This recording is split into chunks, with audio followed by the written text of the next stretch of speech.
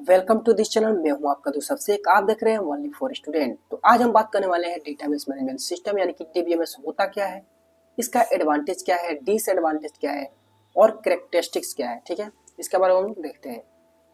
सबसे पहले देखते हैं डेटाबेस मैनेजमेंट सिस्टम होता क्या है। तो मैंने इंग्लिश में भी लिख रखा है और हिंदी में भी लिख रखा है, जिसमें आपको सुटेबल लगे, अच्छा लगे उसमें आप पढ़ सकते हैं। तो यहाँ पर चलिए शुरू करते हैं। डीबीएमएस यानी कि डेटाबेस मैनेजमेंट सिस्टम क्या है? एक सॉफ्टवेयर है। सॉफ्टवेयर क्या होता है? बहुत सारे प्रोग्राम होते हैं जो कि एक स्पेसिफिक टास्क के लिए बनाया जाता है, जिसे हम सॉफ्टवेयर बोलते हैं। तो वैसे ही एक डीबीएमएस क्या है? एक सॉफ्टवेयर है जो कि डेटाबेस के लिए बनाया गया है। ये क्या करता है? जो डेटा को स्टोर करता है, मैनेज करता है और रिट्रीव करने का काम आता है। स्टोर, मैनेज और रिट्रीव करने का क्या करता है? काम आता है। रिट्रीव का मतलब हो गया डेटाबेस को, मतलब डेटाबेस है जो डेटाबेस में उसको डेटा को लेना यानी रिट्रीव करना, स्टोर करना यानी रखना, मैनेज का मतलब क्या हो गया? उसको मैनेज करना। एक यूजर और डेटाबेस के बीच में क्या करता है? इंटरफेस प्रोवाइड करता है। डेटाबेस क्या होता है? डेटाबेस जहाँ डेटा हमारा स्टोर होता है उसे हम डेटाबेस कहते हैं। इंटरफेस प्रोवाइड करता है ताकि डेटा को ऑर्गेनाइज और कंट्रोल किया जा सके। ठीक है, इंटरफेस प्रोवाइड डेटाबेस है और यूजर है, उसके बीच में क्या कराता है? कम्युनिकेशन करा देता है। ठीक है, एग्जाम्पल क्या है? माई स्क्वेल है, पोस्टग्रे एसक्यूएल है, ओरेकल डेटाबेस है, माइक्रोसॉफ्ट एसक्यूएल सर्वर है। ये सब एग्जाम्पल हो गए, और भी बहुत सारे एग्जाम्पल है, जैसे मोंगो डीबी हो गया। ठीक है, उन्नो एसक्यूएल है। देखिए यहाँ पर इंग्लिश में भी लिख रखा है, आप चाहेंगे तो यहाँ से भी पढ़ सकते हैं इंग्लिश वाले। आगे देखते हैं एडवांटेज क्या होता है डीबीएमएस का। पहला है डेटा रिडंडेंसी कंट्रोल। इसका मतलब क्या होता है? रिडंडेंसी का मतलब होता है भाई साहब कि फालतू के जो है, फालतू के डेटा है उसको क्या करता है? कंट्रोल करता है। जैसे यहाँ पर देखिए, डुप्लीकेट डेटा को रोकता है और सेंट्रलाइज स्टोर प्रोवाइड करता है। डुप्लीकेट डेटा का मतलब क्या होगा? एक ही डेटा दो बार क्यों लिखा जाए? एक ही बार लिखा जाएगा क्योंकि स्टोरेज हमारा कम लगेगा, तो इसलिए इसको क्या कर कंट्रोल करता है? रिडंडेंसी को। Data security, data security provide करता है। सिर्फ ऑथराइज्ड यूजर को ही एक्सेस मिलता है, जो उस डेटा को हकदार है लेने के लिए, वही लोग उसको यूज कर सकते हैं। डेटा इंटेग्रिटी, एक्यूरेसी और कंसिस्टेंसी मेंटेन रखता है। एक्यूरेसी और कंसिस्टेंसी का मतलब क्या हो गया? जो मेरा डेटा है फुल डेटा होना चाहिए, ये नहीं कि कुछ डेटा मिले और कुछ डेटा उसमें से गायब हो गया, तो ऐसा नहीं होना चाहिए। अगला क्या है? आसान डेटा एक्सेस, यानी कि इजी डेटा एक्सेस हो सके। क्वेरी के थ्रू डेटा को जल्दी से इजीली और एक्सेस किया जा सके।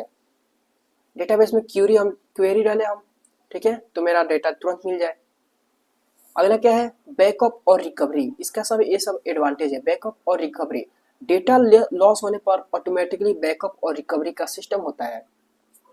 मान लीजिए मेरा डेटा क्या हो गया? डिलीट हो गया उसमें से, तो हम चाहेंगे तो उसको वापस बैकअप भी ला सकते हैं। ये प्रोवाइड करता है क्या? डीबीएमएस। अगला क्या है? Multiple user access. एक ही डेटा को एक साथ मल्टीपल यूजर एक्सेस कर सकते हैं, यानी मल्टीपल यूजर एक्सेस कर सकते हैं हमारे डेटाबेस को।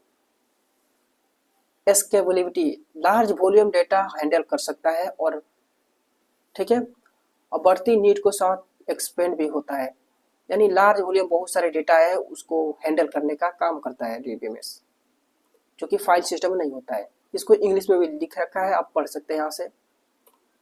अब हम देखते हैं डिसएडवांटेज क्या है डेटाबेस का। सबसे पहले बात करते हैं कॉस्ट यानी खर्चा। डीबीएमएस का खर्चा बहुत है भाई। सेटअप और मेंटेनेंस काफ़ी महंगा पड़ता है इसका। कॉम्प्लेक्सिटी, यानी कि इसको मैनेज करने के लिए ट्रेनड प्रोफेशनल चाहिए भाई। इसको मैनेज करने के लिए कोई स्किल्ड पर्सन चाहिए तब तो हो पाएगा इसको मैनेज।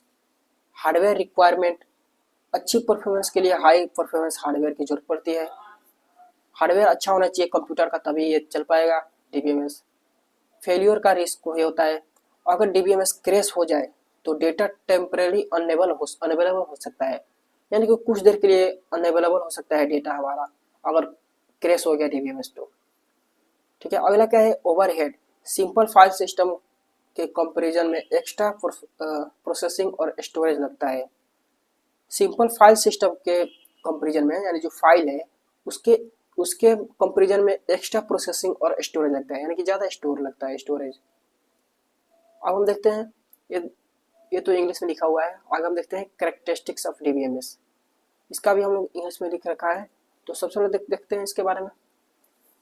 सेल्फ डिस्क्राइबिंग नेचर, यानी डेटा के साथ मेटा डेटा, डेटा का स्ट्रक्चर और टाइप भी स्टोर कर देता है। यानी देखिए मेटा डेटा क्या होता है भाई, डेटा का मेटा डेटा, यानी डेटा का मेटा डेटा का मतलब हो गया, मान लीजिए कोई फाइल है और उस फाइल में आप मान लीजिए कुछ डेटा रख रखे हैं।